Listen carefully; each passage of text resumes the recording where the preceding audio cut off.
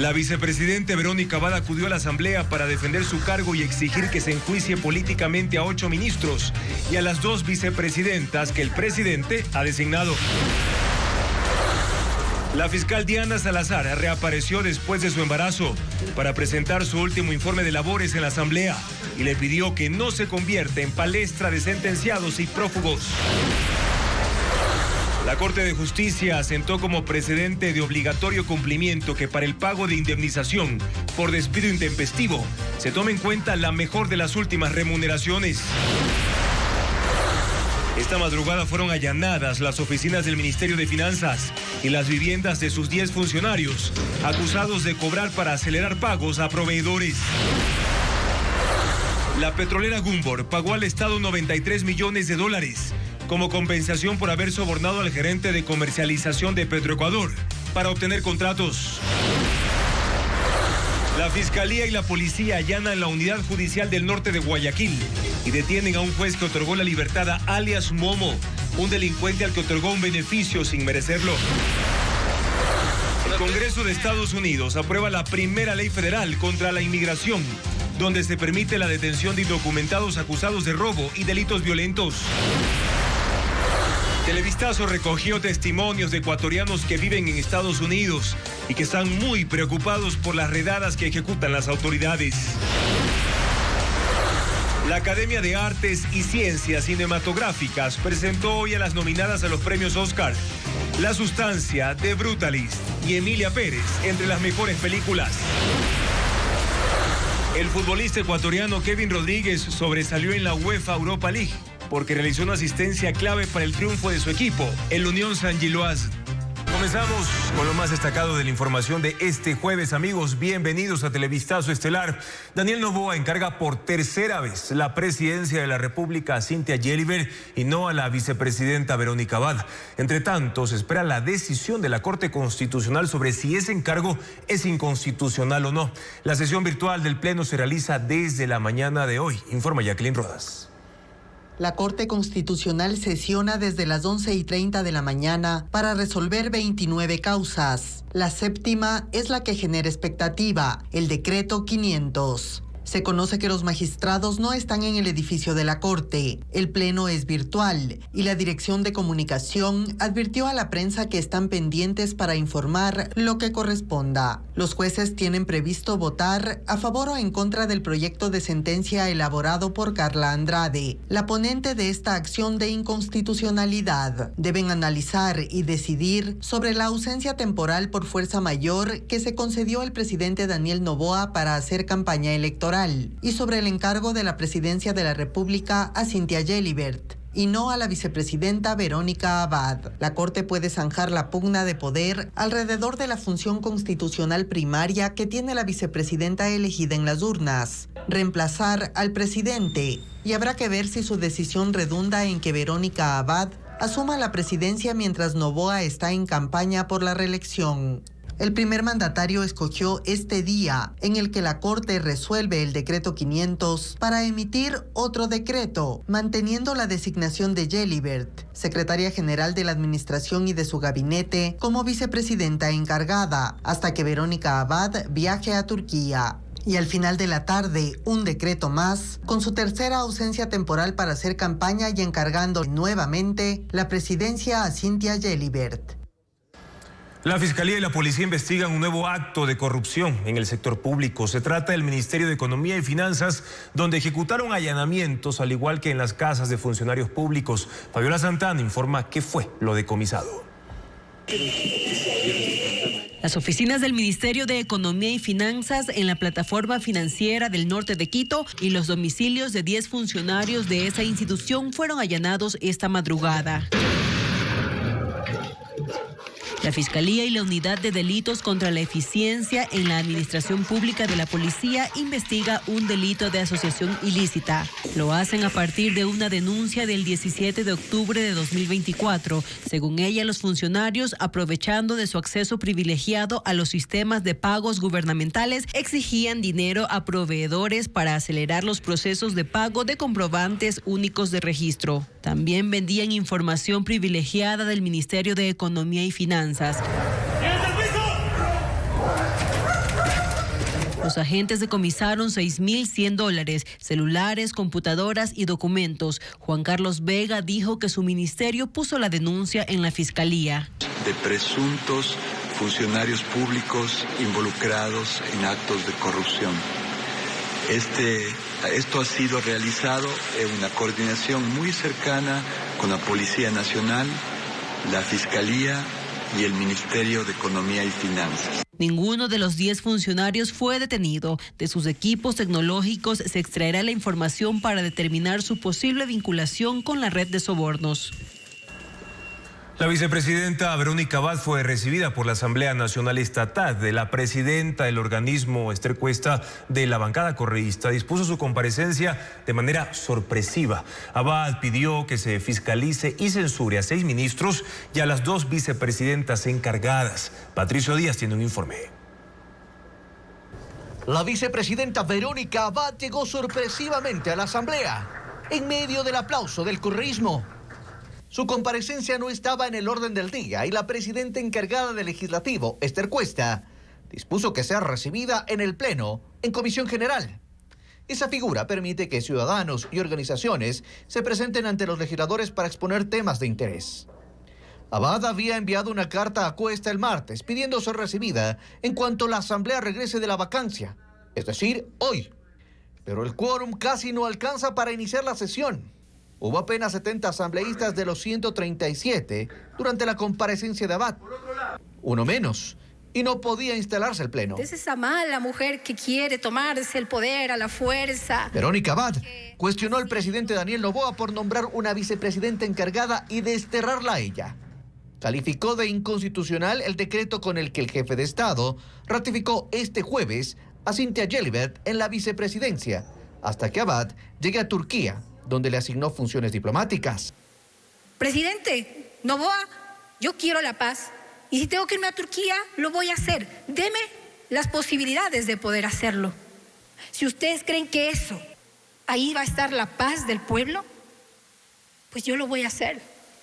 No obstante, pidió a la Asamblea que fiscalice y censure a 6 ministros y a las 2 vicepresidentas encargadas, porque, según dijo, no le dieron las facilidades para viajar. De todos los ministros que han hecho hasta este momento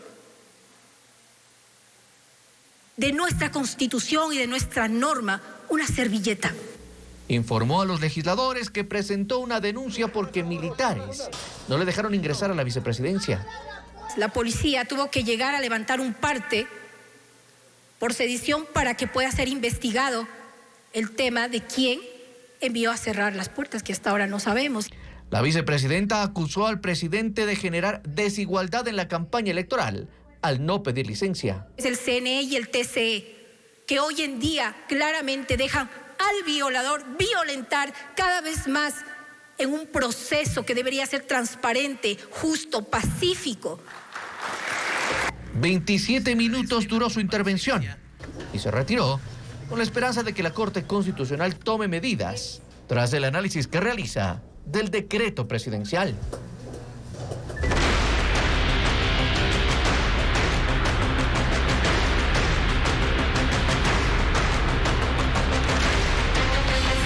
Migrantes en un túnel de terror. El Congreso de Estados Unidos aprueba la primera ley federal contra la inmigración ilegal en apoyo a la política de Donald Trump. Una decisión bipartidista exige la detención de indocumentados acusados de robo y delitos violentos. La primera ley anti-inmigración de la nueva era Trump fue aprobada anoche por la Cámara de Representantes, luego de un par de enmiendas pedidas por el Senado que ya le había dado luz verde desde el primer día de gobierno. La norma exige al Servicio de Inmigración y Aduanas emitir órdenes de detención y tomar bajo su custodia a los migrantes sin papeles si son acusados de robo y delitos similares cometidos con o sin violencia, y contempla que esos indocumentados puedan ser expulsados luego de la acusación. La implementación implementación de la ley costará $27.000 millones en el primer año y los centros de detención necesitan ampliar su capacidad para albergar a un estimado de 110.000 personas hasta su deportación, según congresistas demócratas opuestos a la ley, que según dicen carece de financiamiento. La ley se llama Laken Riley por la joven de 22 años, estudiante de enfermería, que fue asesinada por un migrante indocumentado en febrero del año pasado en el estado de Georgia. En el estado de Massachusetts, mientras tanto, la policía y agentes de migración y aduanas ejecutaron desde ayer decenas de detenciones contra sujetos acusados de cometer una serie de crímenes. Algunos que incluso tenían varias denuncias y ahora están en vías de deportación. Y hay 270.000 inmigrantes varados en ciudades fronterizas entre México y Estados Unidos. Han perdido la posibilidad de cruzar legalmente debido a la cancelación de sus solicitudes de asilo. No tienen dónde ir, pero tampoco quieren quedarse en territorio mexicano, mientras que autoridades de ese país aceleran la construcción de centros temporales de recepción para miles de migrantes que serán deportados desde los Estados Unidos por la administración Trump. En los centros de acogida para migrantes en el norte de México, aún quedan personas que estaban próximas a emprender la etapa final de su viaje a Estados Unidos. Este ecuatoriano esperó un año por la respuesta a su solicitud de asilo. Y nos salió para el día de ayer. Y nosotros llegamos el día de ayer y resulta que ya nos dan el resultado que ya se habían cancelado las citas. Ocurrió igual con Jocelyn Hernández. Ella dice que ahora no tiene dónde ir. Mientras que esta señora de origen centroamericano espera ser acogida en algún otro país. No quiere volver al suyo y tampoco quedarse en México. No solo les anularon las solicitudes de asilo, también fueron cancelados los vuelos de quienes ya habían obtenido la condición de refugiados y que debían viajar a los Estados Unidos. Los centros para apoyo a refugiados recibieron la orden de no solicitar más viajes en estos momentos. Sin embargo, esos lugares que han empezado a quedarse vacíos de inmigrantes se mantienen activos, pues saben que en cualquier momento a partir de ahora se van a llenar con centenares de retornados por el plan masivo de deportaciones en Estados Unidos. El tema preocupa al gobierno mexicano, que ha dispuesto la construcción de enormes tiendas de campaña, sitios con estructuras metálicas con capacidad para recibir a mucha gente. Las primeras instalaciones son levantadas en Ciudad Juárez, cerca del cruce fronterizo con El Paso en el estado de Texas, uno de los más importantes a lo largo del borde. Y hay preocupación entre la comunidad ecuatoriana migrante en Estados Unidos por la ejecución de leyes y controles antimigrantes que se implementan en algunas ciudades de ese país. Según cifra de Cancillería, en dicho territorio existe el registro de 1.1 millones de compatriotas, como lo informa Bessie Granja. Entre la comunidad ecuatoriana de migrantes en situación irregular en Estados Unidos existe temor ante la posibilidad de deportaciones masivas y las redadas anunciadas por la administración del presidente Donald Trump. El miedo es más común en ciudades como Nueva York y en barrios como el de Corona, Queens, donde se concentra la mayor cantidad de indocumentados. Antes de Trump, era común ver grandes concentraciones de migrantes como en la avenida Roosevelt, donde algunos incluso laboraban de manera informal. Eso cambió, dice Gabriel Castillo, que emigró a ese país por una oportunidad laboral y de estudio. Justamente yo cuando he pasado por el subway de la Roosevelt, veo que ahorita está completamente vacío. Hay mucha tensión, hay mucho miedo sobre la nueva administración de Trump. Fernando Suárez es un ingeniero de sonido de 40 años que laboró en algunos medios de comunicación en Ecuador. Hace 8 meses y sin empleo se fue a Nueva York. Él explica lo que representaría ser deportado para miles de ecuatorianos que, como él, viven en esa ciudad. Sería tirarnos el sueño abajo, el sueño de traer a nuestras familias. Acá en Estados Unidos, los que pasamos los 40 años somos como de 20 acá. Nosotros tenemos muchas oportunidades, muchas puertas se nos abren. En Ecuador no hay trabajo. Las recientes leyes que facilitarían la deportación de indocumentados por delitos menores son analizadas como una amenaza para la permanencia de familias enteras, dice la experta de una ONG proinmigrante. Va a resultar en separaciones de familias por simplemente ser acusado o arrestado de un crimen, por ejemplo, menor. No hay extensiones para niños. Según registros de la Cancillería ecuatoriana, hasta 2024, más de 1.1 millones de ecuatorianos estaban registrados en Estados Unidos. Sin embargo, un gran número no ha completado sus trámites de legalización, pese a vivir décadas en ese país. El consumo de sal en Ecuador no es el adecuado. Un estudio determinó que problemas de obesidad y del corazón están relacionados con el exceso de este producto. Carla Delgado amplía más detalles de las advertencias. El consumo de sal en el país es excesivo. Lo determinó un estudio de la Escuela de Medicina y Nutrición de la Universidad San Francisco de Quito.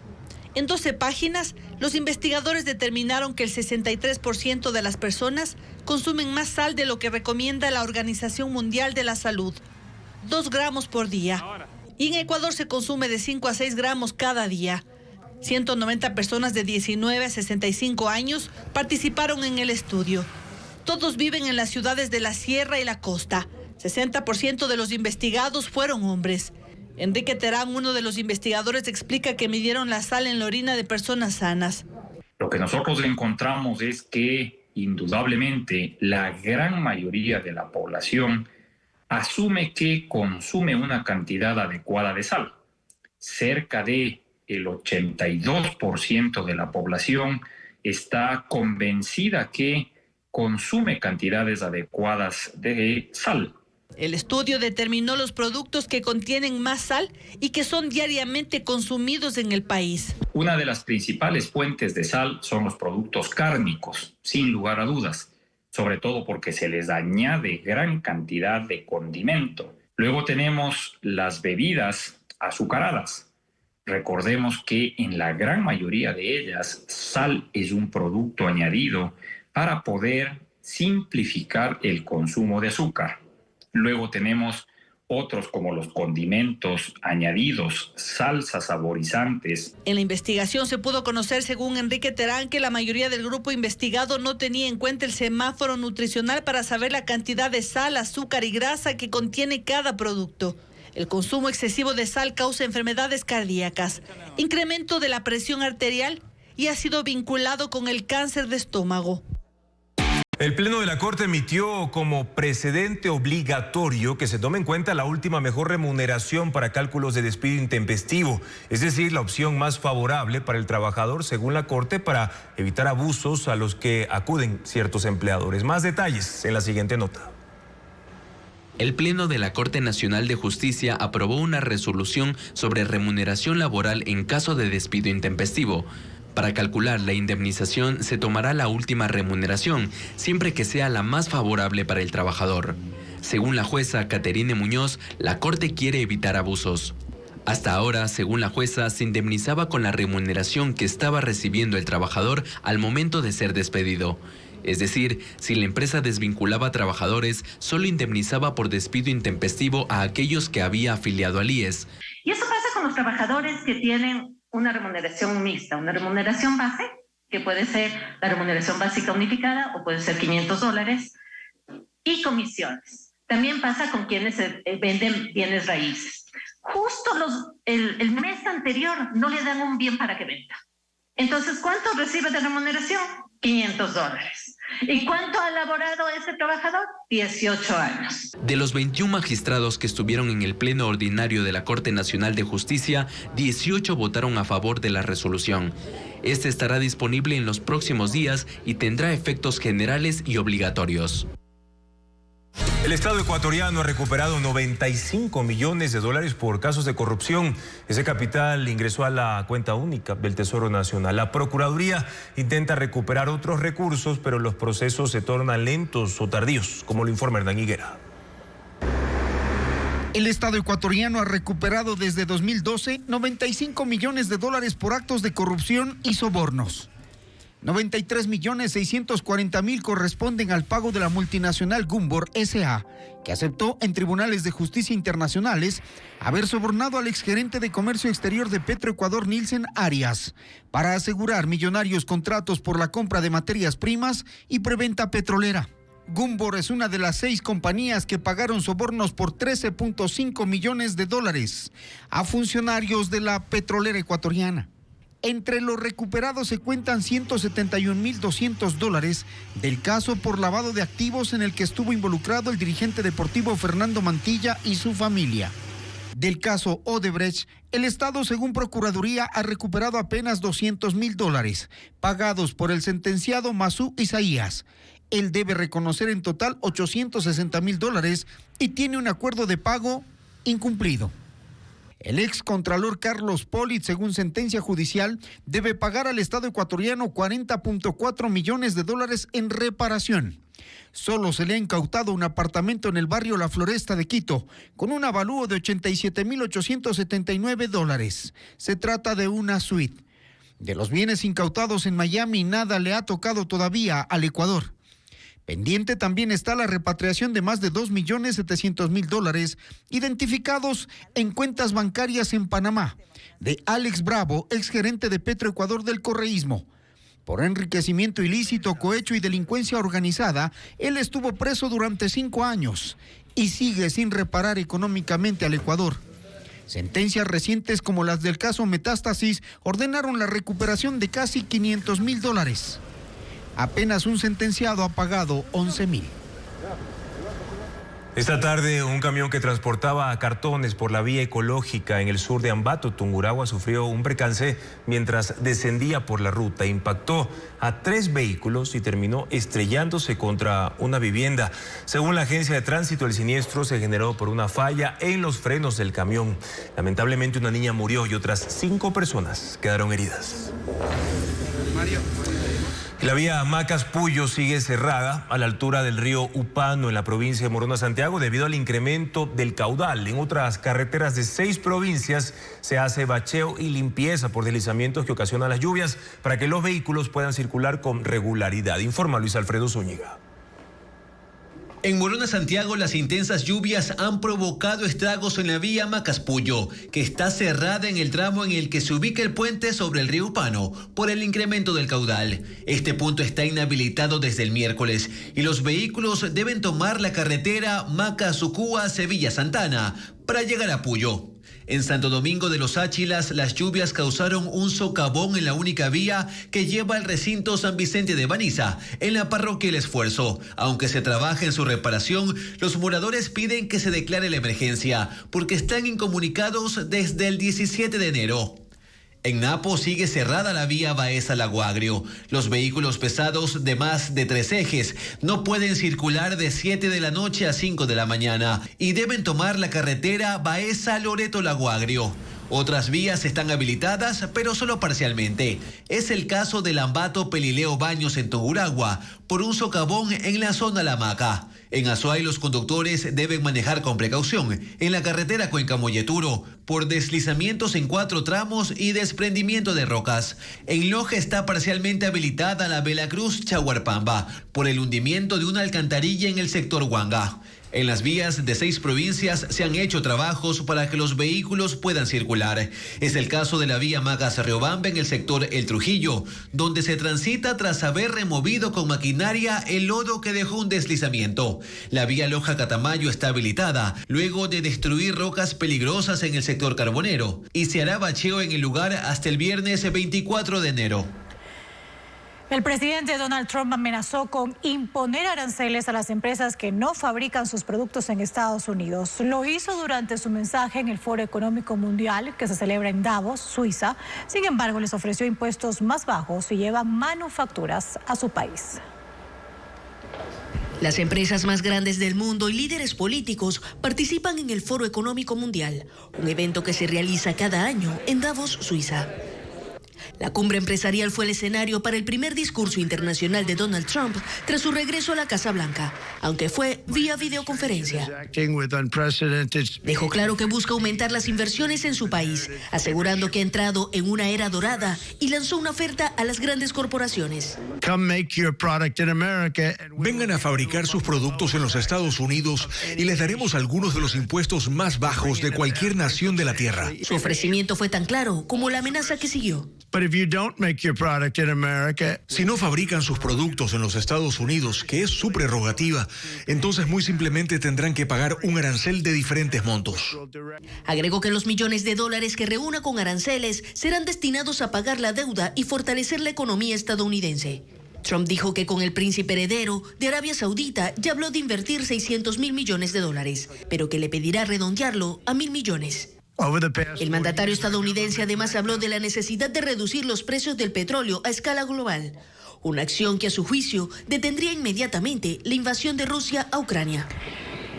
2 nuevos incendios forestales amenazan nuevamente a miles de personas en el condado de Los Ángeles, en California. Hasta ahora han consumido más de 5.000 hectáreas y obligado a 31.000 personas a evacuar sus casas, mientras que los bomberos siguen combatiendo los grandes incendios Ethan y Palisades.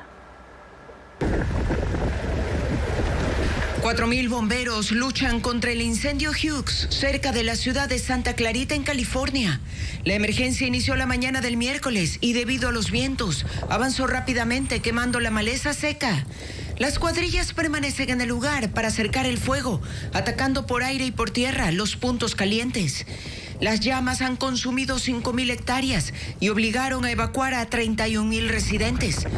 En el centro penitenciario Pitches, que está en la ruta del incendio, se ha ordenado la evacuación de 476 reclusos para enviarlos a otra cárcel. Otro siniestro que inició cerca del barrio de Bel Air esta madrugada ha sido denominado Sepúlveda y ha consumido 20 hectáreas.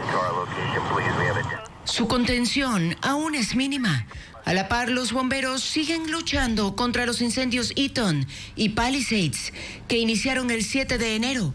El fuego Palisades, que destruyó 10.000 hectáreas, está contenido en un 52%, mientras que el Eaton Fire, que arrasó con 5.000 hectáreas, tiene un 81% de contención. Muchas personas regresaron a lo que quedó de sus hogares, aunque cientos de residentes permanecen en refugios. Los animales domésticos y silvestres también han sido afectados por los fuegos. Un policía localizó y rescató a una tortuga de 45 kilos llamada Rocky. Estaba en un agujero del patio de una casa que quedó destruida por las llamas de Eaton. El servicio meteorológico advierte de vientos de hasta 80 kilómetros por hora, por lo que hay una alerta roja para los condados de Los Ángeles y Ventura hasta el viernes.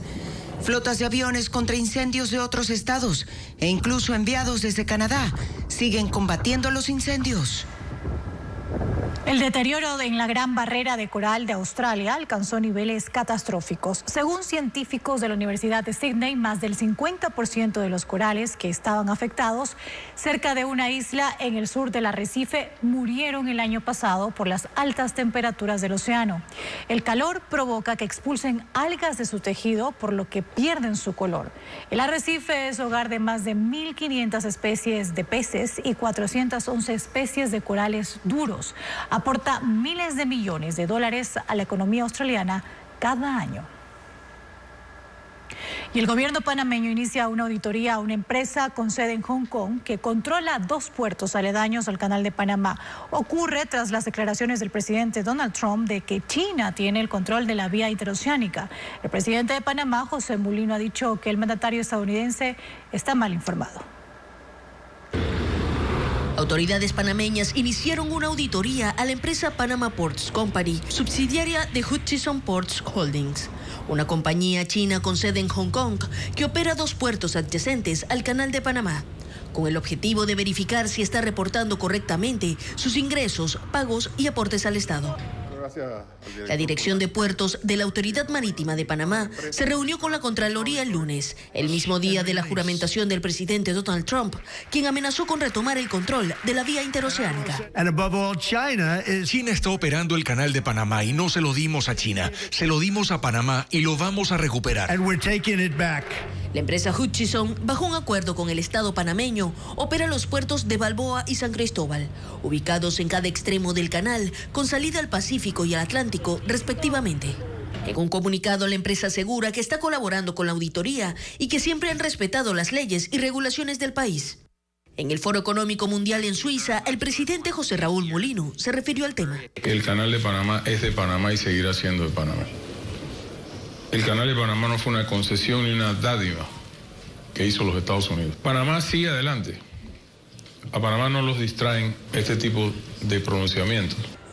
Los buques de carga que transitan por el Canal de Panamá pagan tarifas entre 40 y 45 mil dólares, aunque varía según el tipo de tamaño de la embarcación y de la carga, siendo Estados Unidos el mayor cliente con más de 72% del tránsito. China es el segundo usuario. Una obra de teatro sobre Ecuador en tiempos de elecciones, un concierto sinfónico y la adaptación escénica de una serie televisiva de los años 90. Son las propuestas culturales más destacadas en estos días. Vanessa Robles con las actividades en Guayaquil, Quito y Cuenca. Devuélvele el bote, hermano, te estoy diciendo. Que me estás amenazando, mami. Mis adorables centenados, la gira del adiós. Es el homenaje teatral a la actriz Amparo Guillén, que falleció el mes pasado e interpretó a Lupita, la madrastra que se encargaba de los hermanos Vera en la serie. Los actores de la reconocida historia de 1989 recrearán escenas cómicas sobre la cotidianidad y la convivencia entre ellos. La única función será el 25 de enero en el Teatro San Gabriel de Quito a las 8 de la noche.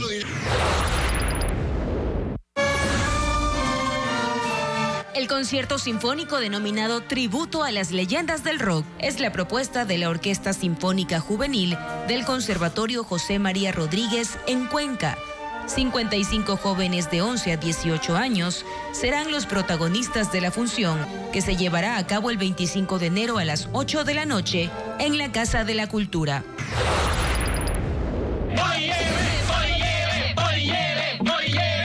Polilleve es la propuesta de Toledo Teatro en Guayaquil, que parodia el contexto de las elecciones presidenciales en Ecuador, pero todo se complica cuando el candidato recibe un conjuro que lo sentencia a no poder decir mentiras. Las funciones serán este 24 y 25 de enero a las 8:30 de la noche en Urdesa Central.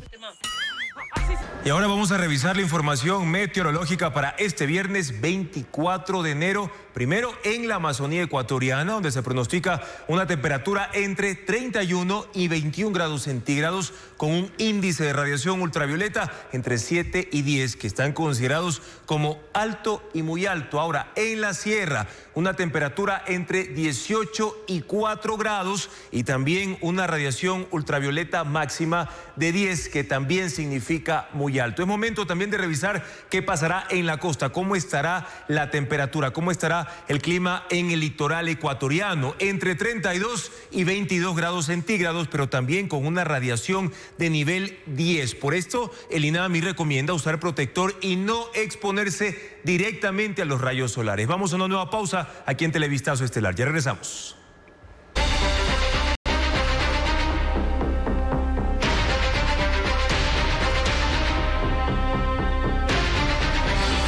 Consejo de Participación. Otro round por el poder. La mayoría afín a la Revolución Ciudadana en el Consejo de Participación abrió una nueva pugna política por su decisión de rever la designación de Roberto Romero como superintendente de bancos y devolver ese puesto a Raúl González. Francisco Garcés actualiza la información. La presencia en el pleno del Consejo de Participación de Eduardo Franco Lor, integrante de la denominada Liga Azul del Correísmo, cambió allí la correlación de fuerzas. Con 4 de 7 vocales, ese grupo sacó a la vicepresidenta y asumió ese cargo. Inmediatamente echó abajo la última designación de superintendente de bancos. Interpretando polémicamente una sentencia de la Corte Constitucional del 19 de diciembre, restituyeron en la superintendencia a Raúl González, elegido en ese cargo en el 2022. Nombramiento que fue anulado por una acción de protección. González entonces reclamó a la Corte Constitucional que le dio parcialmente la razón, pero en esa sentencia la Corte aclaró que su fallo no afectaba los procesos de selección para un nuevo superintendente.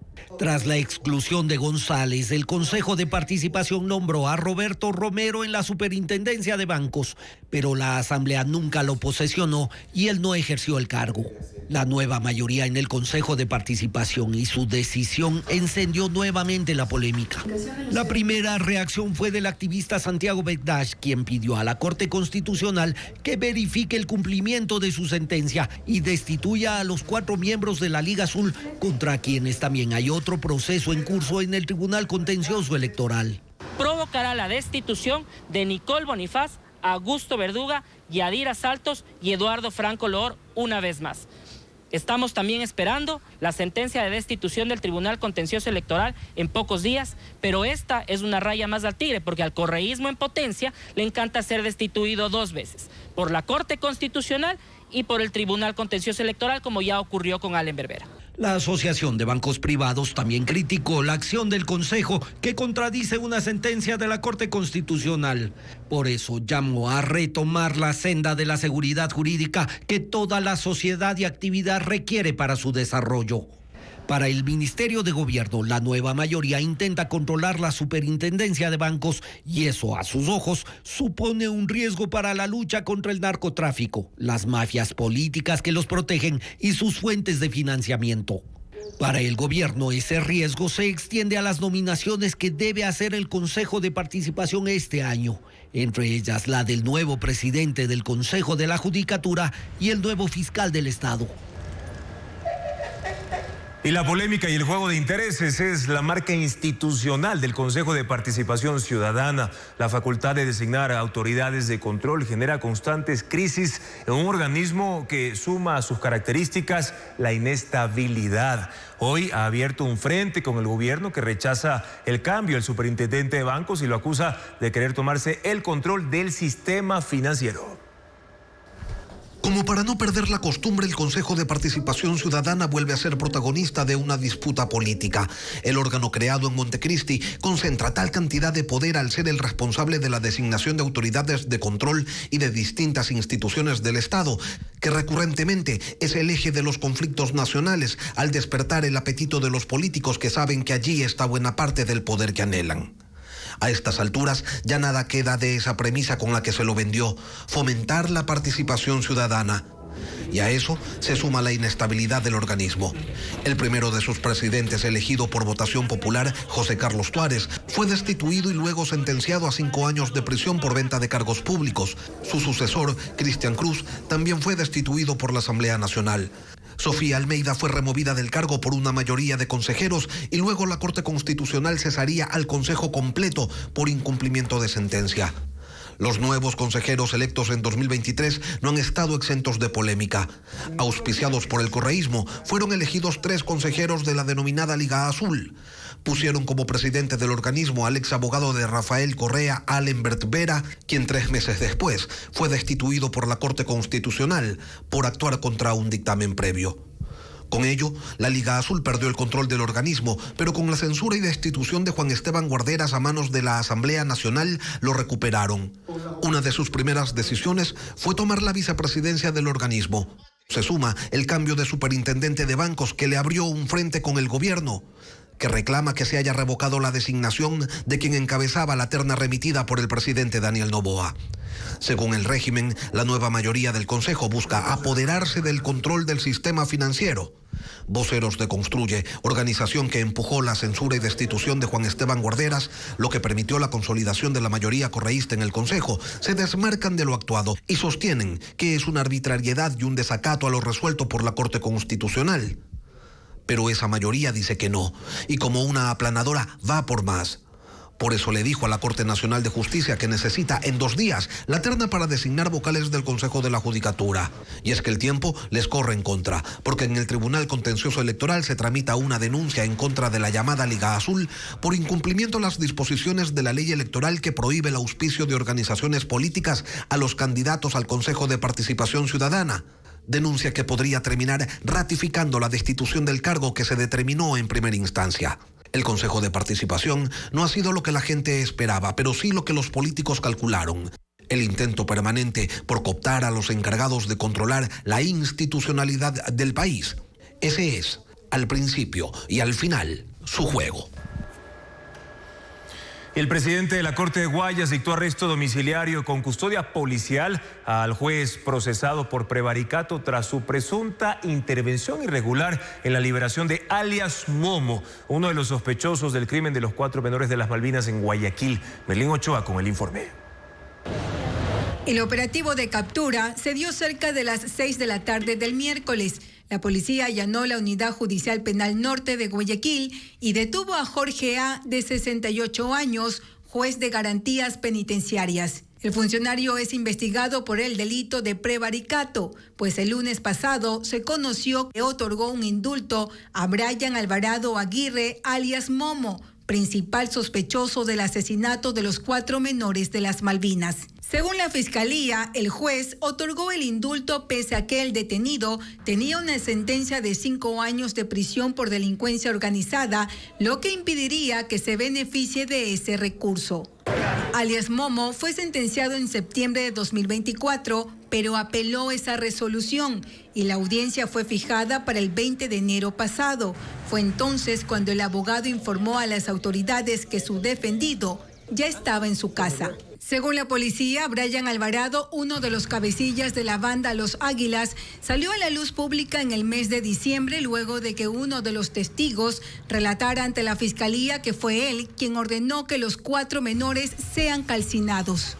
En la diligencia de ayer, los agentes policiales allanaron el domicilio del juez y el Departamento de Información y Diagnóstico de la Cárcel Regional de Guayaquil. En el operativo, además, se decomisó la bitácora de registro, equipos electrónicos, casi $6,000 en efectivo y joyas.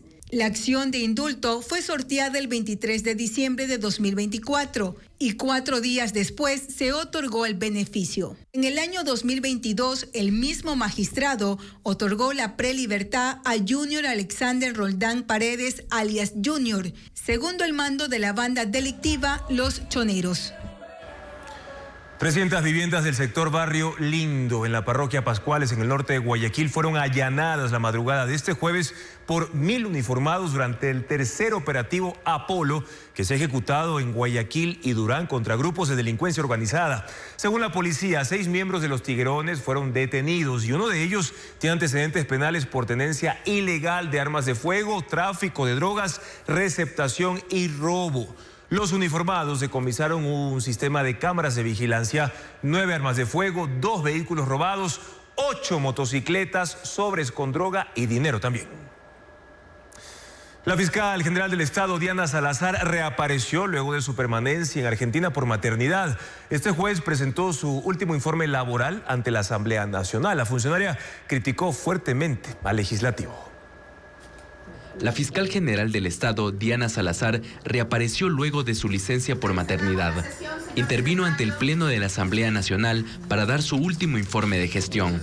Debido a que terminará su periodo en abril de este año, hizo un repaso de sus 6 años de trabajo y un pedido a la Asamblea. Hemos visto cómo se ha convertido en una palestra de sentenciados y prófugos. Que eso no suceda nunca más. Su trabajo durante este tiempo se enfocó, según dijo, en 3 ejes: transparencia, efectividad e innovación.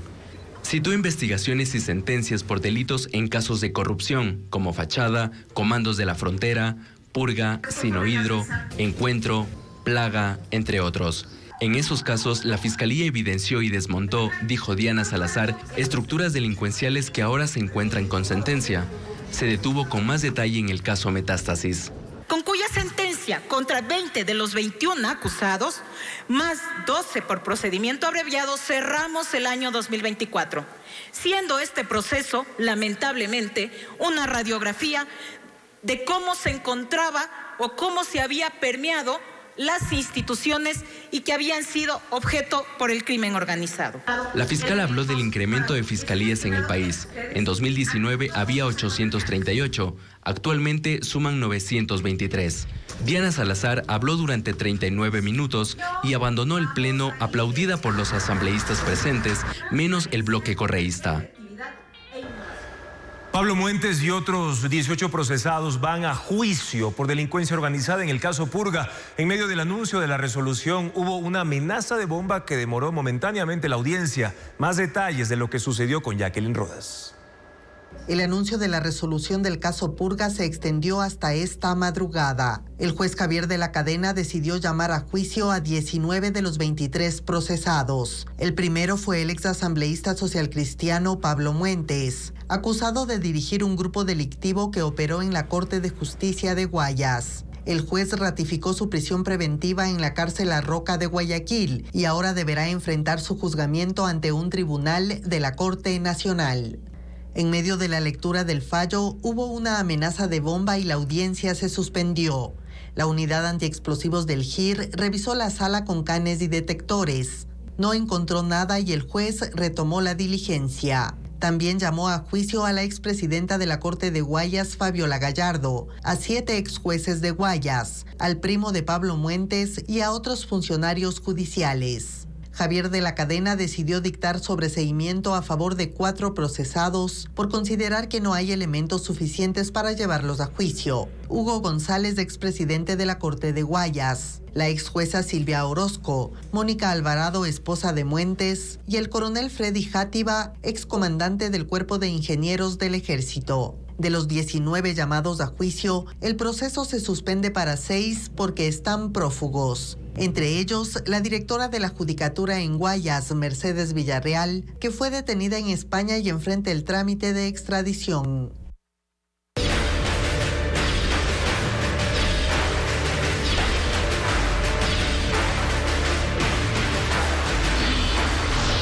Elecciones 2025.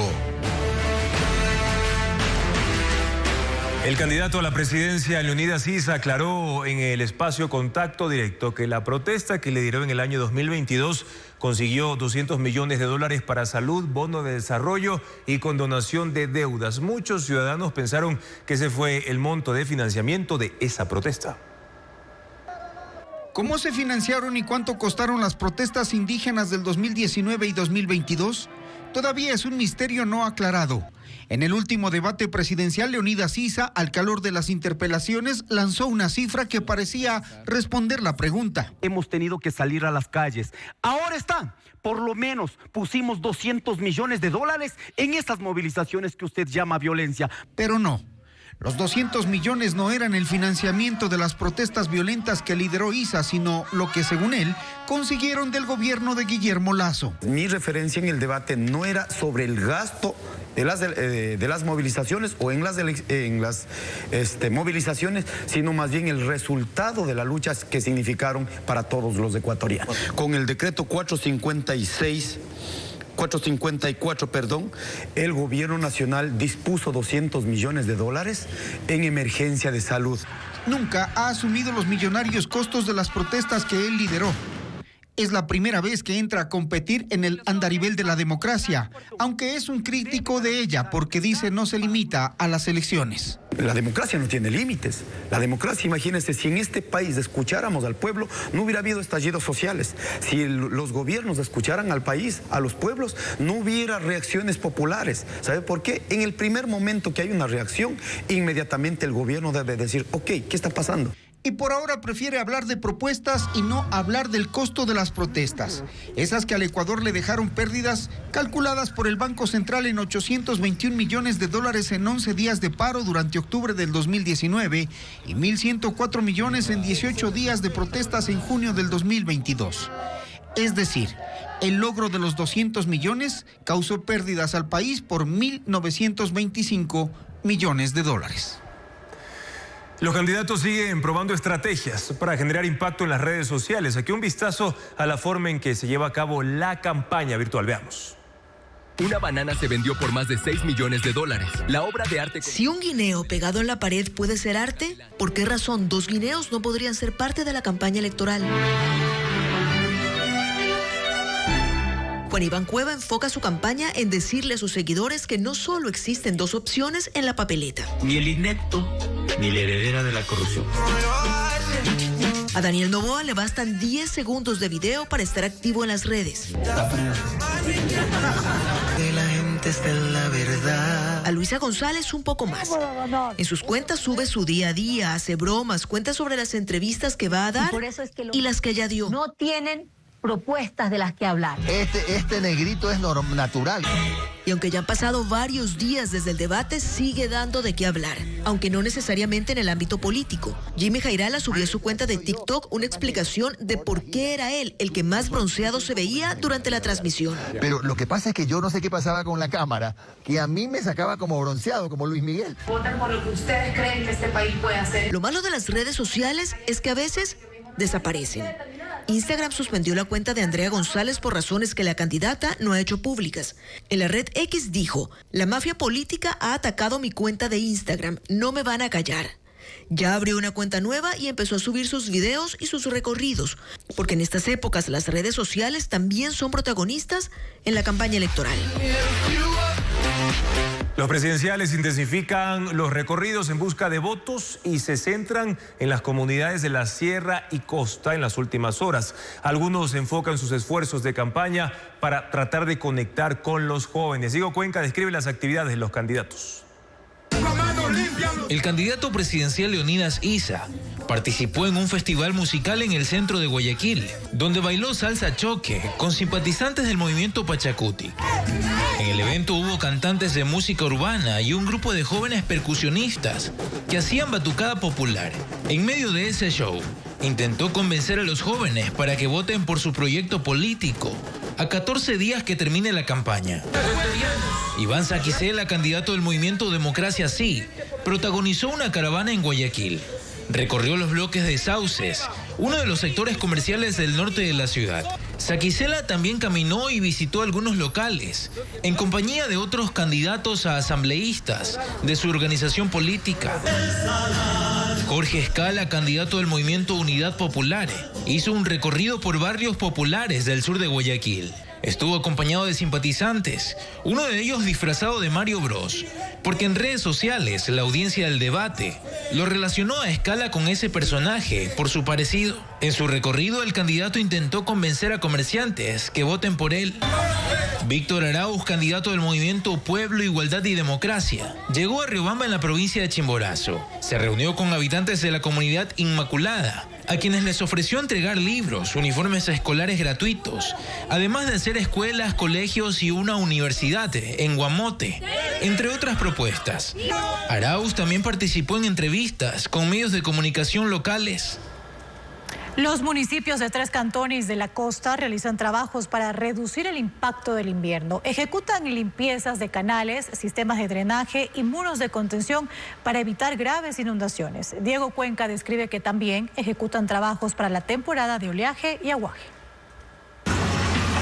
Los gobiernos locales empezaron a intervenir las zonas vulnerables a inundaciones. En la provincia de Los Ríos, el municipio de Baba con maquinaria limpia 4 esteros que suelen desbordarse a causa de las fuertes lluvias. El personal saca maleza y sedimentos para hacer más profundo ese canal. Para este trabajo estamos utilizando un brazo largo para poder extender todo su brazo y poder sacar toda la maleza que obstaculiza el buen flujo del agua dentro del estero.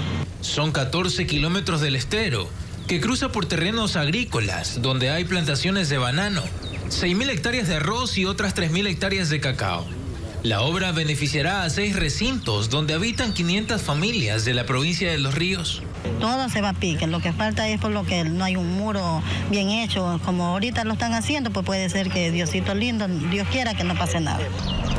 En Manabí, el municipio de Chone también interviene en 31 kilómetros del río Chone y Garrapata, que durante el invierno representan una amenaza para 100 barrios de la zona urbana. Por eso extraen sedimentos de esos afluentes, limpian sistemas de drenaje y refuerzan muros de contención. Con esas obras de 11 millones de dólares que están por culminar, aspiran a reducir el impacto de los desbordamientos de esos ríos y así proteger a los 94.000 habitantes. Una obra beneficiosa para Chone que va a evitar las inundaciones de nuestro cantón, casi del 85% al 90%. En la provincia de Esmeraldas también se preparan para la temporada de aguaje y oleaje. Por eso el municipio del cantón Río Verde refuerza los muros de escolleras para evitar que la fuerza del mar afecte a 300 familias de la parroquia palestina. Son 2 kilómetros de muro para proteger viviendas y facilitar el trabajo de los pescadores de la zona. El actor Ryan Gosling está en negociaciones para protagonizar la próxima película de Star Wars. Estará dirigido por Shawn Levy, conocido por el filme Deadpool, aunque los detalles sobre la trama permanecen en secreto. Se conoce que la película no contará historias de Luke o Anakin Skywalker, sino que relatará un nuevo argumento del universo galáctico. Con el tema Dolce, Caso, a ritmo de regional mexicano, se ubica en el puesto número 5 de los videoclips más vistos en YouTube. En el tema que habla de amor y venganza, se enfrenta al diablo.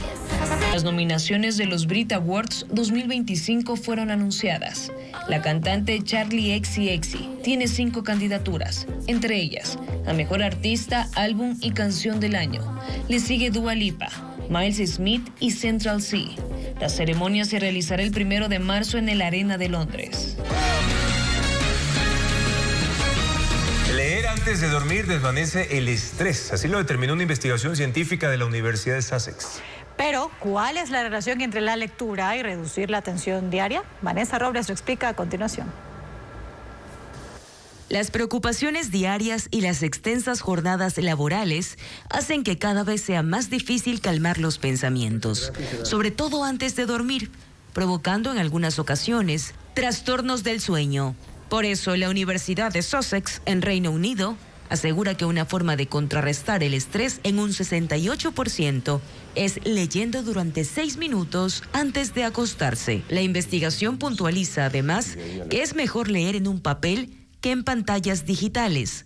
Así se evita la exposición a la luz azul, que interfiere en la producción de melatonina, la hormona que regula el sueño.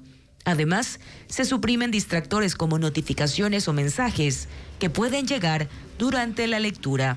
No una lectura sobreestimulante, sino saber elegir cuál es el tipo de lectura que vamos a tener para estar en ese estado de calma y de bienestar. La investigación analizó las reacciones de voluntarios a los que previamente les elevaron los niveles de tensión y frecuencia cardíaca mediante diferentes pruebas y ejercicios. Se llevaron a cabo una serie de métodos de relajación, entre los que se incluyó la lectura, comprobando que es 68% más efectiva que escuchar música. Y se anunciaron los nominados a los premios Oscar que se realizarán el 2 de marzo en Los Ángeles, Estados Unidos. Emilia Pérez, Wicked, Brutalist y La Sustancia son algunos de los filmes que lideran las nominaciones. Ana María Palacios nos cuenta más en la siguiente nota. Emilia Pérez lidera con 13 candidaturas los nominados a los premios Oscar, entre las que sobresalen Mejor Película, Mejor Actriz para Carla Sofía Gascón, Mejor Actriz de Reparto para Zoe Saldaña y Jacques Audiard como Mejor Director. En la categoría Mejor Película compiten Anora, The Brutalist, Un completo desconocido, Clave, La Sustancia y Wicked. Como mejor actriz están Cynthia Erivo, Mike Madison, Demi Moore, Fernanda Torres. En la categoría mejor actor compiten Adrien Brody, Timothée Chalamet, Colman Domingo y Ralph Fiennes. Mejor director están Sean Baker por Anora, Brady Corbett por The Brutalist, James Mangold por Un completo desconocido, Coralie Farjad por La Sustancia. La 97 edición de los premios Oscar se realizará el 2 de marzo en Los Ángeles, Estados Unidos.